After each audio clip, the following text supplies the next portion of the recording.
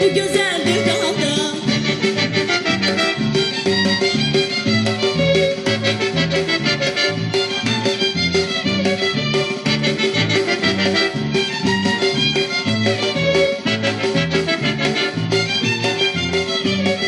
Bizimdir kudretimin baharlı nimetli bu ana torpaq.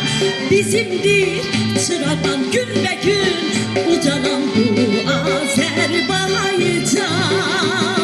Bizimdir hüneri dinlerin ezberi bu kahramanlar. Anlayacak yüzü ölürsün yaşamak en büyük saadet bize.